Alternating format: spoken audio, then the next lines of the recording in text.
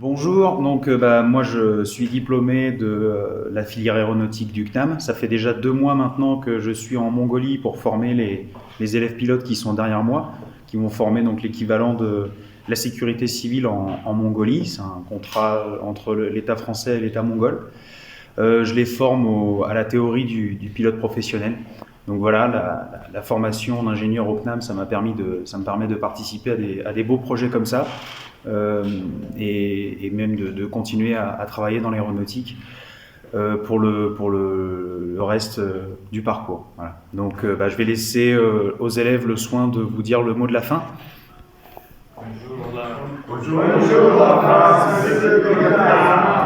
Bonjour à tous, j'ai suivi la formation d'ingénieur aéronautique et spatial du CNAM. Malheureusement, en raison de la crise sanitaire, je me suis retrouvé au chômage à la suite de cette formation. Chose qui ne m'a pas forcément dérangé puisque j'ai profité de ce chômage pour m'inscrire et pour me préparer au concours de pilote de chasse dans l'armée de l'air et de l'espace. Il y a quelques semaines, la société pour laquelle je travaillais en tant qu'alternant m'a recontacté et m'a offert un poste d'ingénieur. Donc la seule condition pour pouvoir accéder à ce poste était de ne pas passer les concours de pilote dans l'armée.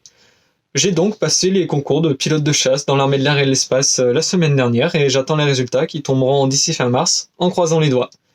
Ce que je peux dire, c'est que la formation d'ingénieur aéronautique et spatial m'a beaucoup apporté pour ces concours, puisque j'avais un bagage assez important en connaissances et même en maturité et en façon d'aborder les problèmes assez intéressant, qui m'a donné peut-être un avantage par rapport aux autres candidats, chose que je ne pourrais pas savoir tout de suite, et donc que je saurai fin mars.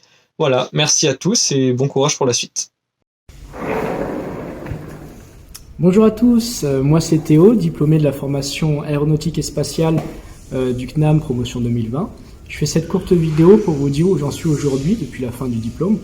J'ai eu l'opportunité de continuer dans l'entreprise dans laquelle j'ai réalisé mon apprentissage et je suis aujourd'hui ingénieur en développement de produits en matériaux composites pour l'aéronautique, le spatial et l'automobile. Donc je suis amené à toucher à tout, donc du dimensionnement des pièces jusqu'à leur production par des moyens innovants, comme vous pouvez voir sur la machine qu'il y a derrière moi. Donc c'est ces 3 années d'apprentissage au CNAM qui m'ont permis de développer des compétences et d'en arriver où j'en suis aujourd'hui. Voilà, sans plus attendre, moi je vous laisse, je dois y retourner.